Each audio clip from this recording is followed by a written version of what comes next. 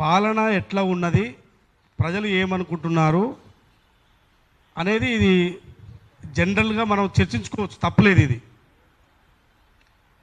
Media తీరు ఎట్లా ఉన్నది, మీడియా అంటే ఎవరు, జర్నలిస్టులు అంటే ఎవరు అనే చర్చ ఇప్పుడు స్టార్ట్ అయింది రాష్ట్రంలో. క్రాంతన్న గారు రండి. జర్నలిస్టులు ఎవరు, జర్నలిస్టులు ఎవరు కారు అనే చర్చ మొదలైంది. వాస్తవానికి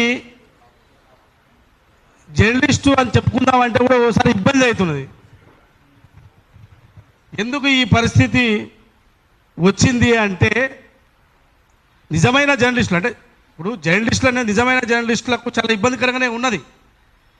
సోషల్ మీడియాలో జరుగుతున్న సంఘటనలు నూతనంగా ఎవరు పడితే వాళ్ళు యూట్యూబ్ పెట్టుకోవచ్చు, సోషల్ మీడియా అనేది దాన్ని ఆపలేము, అది నిరంతరం. కానీ సోషల్ మీడియాలో కూడా తన అభిప్రాయాలు వ్యక్తం చేసుకోవచ్చు.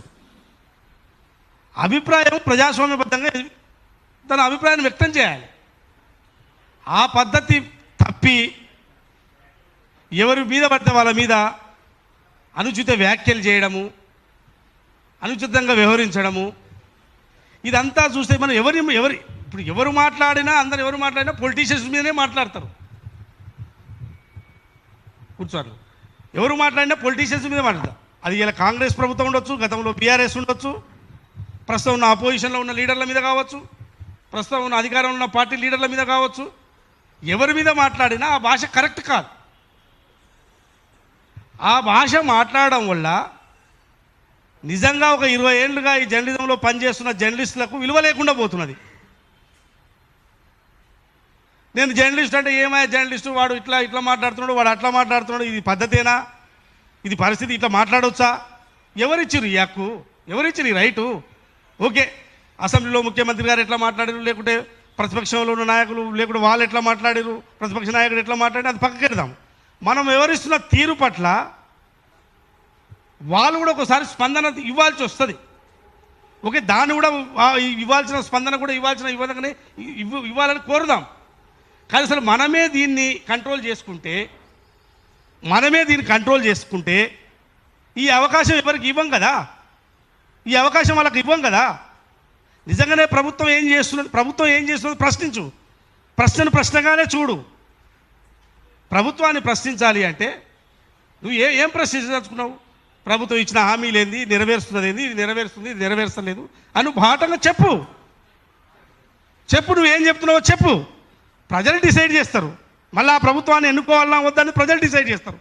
నీకు ఇష్టం వచ్చినప్పుడు లకారాలతో మాట్లాడు, ఇష్టం వచ్చినట్టు మాట్లాడితే ప్రభుత్వం మాత్రం లో ఉన్న వ్యక్తులు మాత్రం వాళ్ళు మనుషులే కదా, చీము నెక్తులు ఉన్నవాళ్ళే కదా. నువ్వు ఏది పడితే అది లకారంతో మాట్లాడితే అది జర్నలిజం అంటారా? దానికి మనం ఖండన ఇద్దామా? జర్నలిస్టులుగా మనం ఖండన ఇద్దామా దానికి? అట్లా మాట్లాడి ప్రశ్నించేటోడు వాడు జర్నలిస్ట్ గాడు, అసలు సమాజంలో వాడు తప్పు వాడు చేస్తున్నది, వానికి రైటే లేదు. అట్లా నువ్వు బరాబర్ ప్రభుత్వాన్ని ఏ విధంగా ప్రశ్నిస్తావో ఆ విధంగా నీకు ఏ విధానాలు ఉన్నాయో ఆ విధానాలు, ఆ రైట్స్ ఉన్నాయో అవన్నీ తీసుకొని ప్రశ్నించు. ఎవడొద్దంటున్నావు? మన ప్రభుత్వాల మీద ధర్నాలు చేయట్లేదా, పోరాటాలు చేయట్లేదా, నిరసనలు వ్యక్తం చేయట్లేదా? బూతులు తిట్టాలా? సో నేనేమంటున్నా అంటే, ఒకటి ఇవాళ కొంత ముఖ్యమంత్రి గారి ప్రస్తావన కానీ కొంతమంది తెచ్చినా కానీ నేను సీనియర్ జర్నలిస్టులు వాళ్ళందరూ చాలా సీనియర్ జర్నలిస్టులు, వాళ్ళు ఏం మాట్లాడారు. సో వస్తున్న రియాక్షన్ బట్టి, చెప్పాల్సిన పరిస్థితులు బట్టి కొన్ని వస్తాయి. సో దీన్ని మనం అర్థం చేసుకోవాలి. నేను కూడా ఇప్పుడు నేను ఒక 17 సంవత్సరాలు జర్నలిస్ట్గానే ఉన్నా. ఇవాళ నేను టీసాట్ CEO ఒక ప్రభుత్వంలో ఉండొచ్చు, కానీ నేను తెలంగాణ జర్నలిస్టుల అధ్యయన వేదిక తరపున ఇక్కడ 50 రౌండ్ టేబుల్ సమావేశాలు పెట్టినా. ఇక్కడ 50 రౌండ్ టేబుల్ సమావేశాలు పెట్టినా. 50 రౌండ్ టేబుల్ సమావేశాలు ఒక్కటి కూడా వ్యక్తిగతంగా సంబంధించినవి కావు. అందులో ఒక రెండు జర్నలిస్టులకు సంబంధించిన అంశాలు. ఆ రోజు కూడా ఇదే చర్చ. బూతులు మాట్లాడుతున్నారు, ఇట్లా మాట్లాడుతున్నారు, దాని మీద కూడా పెట్టాము. దాని మీద పెట్టినప్పుడు కూడా ఆ రోజు కూడా మీరు కేసీఆర్ గారిని ఇట్లా తిట్టడం కరెక్ట్ కాదు, ఈ విధంగా బూతులు తిట్టడం కరెక్ట్ కాదని ఖండించినాం. సో అంశాల మీద పెట్టినాము, పోడు భూముల మీద పెట్టినాము, కాళేశ్వరం పరిస్థితి మీద పెట్టాం. కాళేశ్వరం పరిస్థితి ఎవరి మీద పెట్టినా, ఎవరిని పిలిచిపెట్టినా, రిటైర్డ్ ఇంజనీర్లు తీసుకొచ్చి పెట్టినా. దాని గురించి ఎవరు చెప్పాలి? దాని గురించి ఎవరు ఎక్స్పర్ట్స్? వాళ్ళే ఎక్స్పర్ట్స్.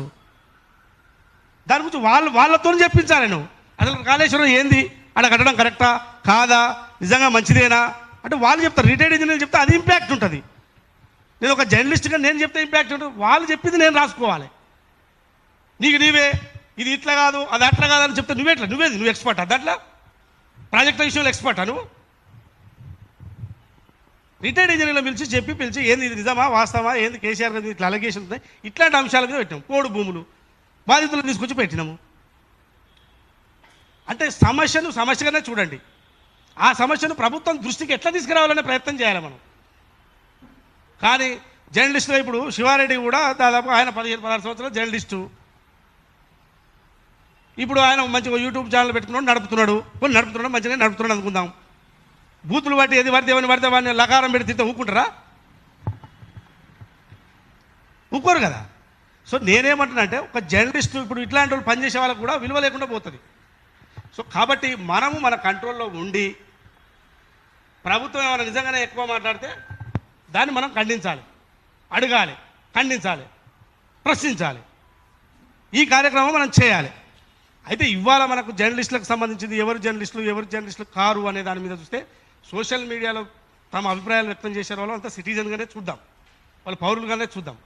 పౌరుని కూడా ఒక రైట్ ఉంటుంది, ప్రశ్నించే హక్కు ఉంటుంది. ఆ ప్రశ్న కూడా ఎట్లా ప్రశ్నించాలి, ఏది పడితే అది పడితే ఎవరు పడితే వాళ్ళని పెట్టి ఏది పడితే అది తిట్టడానికి కూడా వీలు లేదు. తప్పుగానే చెప్పు, అభిప్రాయం వ్యక్తం చేసి సోషల్ మీడియా దాన్ని ఎవరు ఆపలేరు. యూట్యూబ్ ఈమెయిల్ ఐడి ఉంటే యూట్యూబ్ పెట్టుకోవచ్చు, చేయొచ్చు, అభిప్రాయం వ్యక్తం చేసుకోవచ్చు. ఒక జర్నలిస్ట్గా ఒక వ్యవస్థను ఒక యూట్యూబ్ నడుపుతున్నప్పుడు ఆ జర్నలిస్ట్ మన విలువలు మనం కాపాడుకోవాలి. ఇలా 15 మంది యూట్యూబ్లు చాలా సీనియర్ జర్నలిస్టులు మీరు కావచ్చు, ఇట్లా చాలామంది జర్నలిస్టులుగా ఉండి ఒక యూట్యూబ్ సంస్థలు పెట్టుకొని మంచిగా నడుపుతున్నారు. దాన్ని మనం విలువలు కాపాడుకోవాలంటే ఇట్లా అడ్డగోలుగా మాట్లాడే వాళ్ళని మనం కంట్రోల్ చేసుకోవాలి. వాస్తవానికి మనకు సంఘాలు ఉన్నాయి, మనమే దానికి ఏదో ఏదన్నా దానికి ఏమన్నా క్రాంతన్న కూడా ఇక్కడే ఉన్నారు. ఆయన కూడా జర్నలిస్ట్ సంఘం చాలా ఏళ్ళు పనిచేసారు, ఎమ్మెల్యే గారు అయ్యారు. ఇప్పుడు ఓకే, ఇప్పుడు పదవులు లేకపోవచ్చు, కానీ చాలా అనుభవం ఉన్నది. ఆయన కూడా ఈ విషయాలు చాలాసార్లు ఖండించిండు. ఒక టీవీ డిబేటర్లో కూడా వచ్చినప్పుడు మరి ఇట్లా జరుగుతున్నప్పుడు ఏంటంటే ఖండించిండు. సో కాబట్టి మన కంట్రోల్లో మనము ఉండి జర్నలిజంగానే మనం పరిగణించి ప్రభుత్వాన్ని ప్రశ్నించాలి. ఇది ఎవరు కాదనరు, ఇది డెఫినెట్గా మీరు ప్రశ్నించాలి. ప్రభుత్వాన్ని ప్రశ్నించకపోతే ప్రభుత్వానికి కూడా ప్రమాదమే, ప్రభుత్వాలకు కూడా ప్రమాదమే. ప్రభుత్వాన్ని ప్రశ్నించకపోతే ఎందుకంటే ఎప్పటికప్పుడు అలర్ట్ చేసినట్టయితుంది. సో ఈ విధానంలో పోవాలనేది నా యొక్క అభిప్రాయం తప్ప ఎవరో వ్యక్తులుగా వచ్చి సంబంధం లేని వాళ్ళు వచ్చి ఏది పడితే అది ఇష్టం వచ్చినట్టు తిరిగితే అది వారి చట్ట ప్రకారం వాళ్ళు చూసుకుంటారు. సో కాబట్టి మన జర్నలిస్టుల మన విలువలు కాపాడుకోవాలి అంటే మనం కూడా ఒక పద్ధతి ప్రకారము అందరం కలిసి ఎవరైనా ఇట్లాంటివి వస్తే ఎట్లా ప్రశ్నించాలి ఏందనేది అది అందరికి తెలుసు. ఇట్లా కొత్తగా తెలియదు ఏంది. ఇప్పుడు ఇక్కడ ఉన్న వాళ్ళందరూ జర్నలిస్టులుగా పనిచేస్తున్న వాళ్ళందరికీ తెలుసు. వీళ్ళందరూ ఏం పెద్ద అడవులు తిట్టేటోళ్ళు ఏం కాదు. బయట ఎవరు మనకు సంబంధం లేదు తిట్టిన వాళ్ళే, వాళ్ళతో మనకు సమస్య వచ్చింది, ఆ సమస్యను మనమే పరిష్కరించుకోవాలి. సో ఇది నా యొక్క అభిప్రాయం. సో భవిష్యత్తులో దీని మీద ఇంకింత డిబేట్ జరిగి మంచి మార్గం ఎంచుకోవాలనేది నా యొక్క అభిప్రాయం. ప్రపంచంలో ఏ మూల ఏ క్షణం ఏం జరుగుతుందో వేగంగా తెలుసుకోవడానికి తొలి వెలుగు వాట్సాప్ ఛానల్ని ఫాలో చేయండి.